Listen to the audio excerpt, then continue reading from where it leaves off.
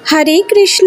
প্রিয় কৃষ্ণ ভক্তবৃন্দ, আশা করি ঈশ্বরের কৃপায় আপনারা সকলেই ভালো আছেন।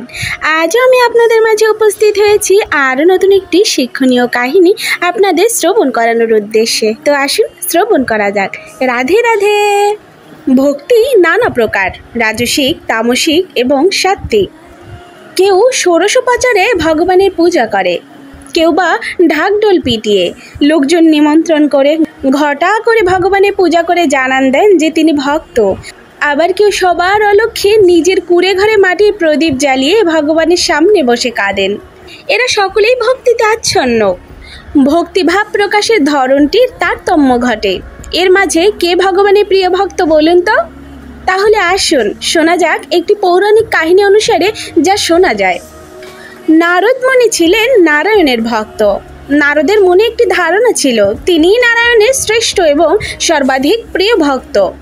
সর্বক্ষণ মুখে তিনি নারায়ণ নারায়ণ জপতেই থাকেন। কথায় কথায় একদিন নারদ তার মনের ভাবটি নারায়ণের কাছে প্রকাশ করেন।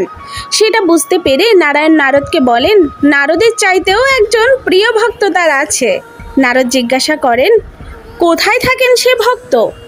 নারায়ণ বলেন, অমুক গ্রামে এক চাষি থাকেন, তিনিই নারায়ণের সবার চাইতে প্রিয় ভক্ত। নারদ নারায়ণের সে কথা মানতেই রাজি নন এবং নারায়ণের কাছে সেটার প্রমাণ চান। নারায়ণ নারদকে একটি ছোট পাত্রে তেল কানায় কানায় ভর্তি করে এক হাতে বীণা এবং এক হাতে তেলের পাত্রটি নিয়ে বিশ্ব ব্রহ্মাণ্ড ঘুরে আসতে বললেন এবং শর্ত দিলেন যে এক ফোঁটাও তেল যেন এই পাত্রটি থেকে না পড়ে যায়। তেলের পাত্রটি নিয়ে বিশ্ব ব্রহ্মাণ্ড ঘুরে এসে নারায়ণের সামনে এসে হাজির নারদ। নারায়ণকে বললেন, প্রভু, সারা ব্রহ্মাণ্ড ঘুরে এলাম, এক ফোঁটাও তেল পাত্র থেকে গড়িয়ে পড়েনি। নারায়ণ জিজ্ঞাসা করলেন, এই যে এতক্ষণ ব্রহ্মাণ্ড ভ্রমণ করে এলে, তার মাঝে কবার আমার নাম জপেছিলে তুমি? নারদ বললেন, প্রভু, পাত্র থেকে তেল পড়ে যায় কিনা সে নিয়ে আমার শ্বাসরুদ্ধ অবস্থা। আপনার নাম জপ করার কথা তো আমার একবারও মনে হয়নি প্রভু। নারায়ণ বললেন, শোনো নারদ, অমুক গ্রামে থাকে এক খুবই গরিব চাষি।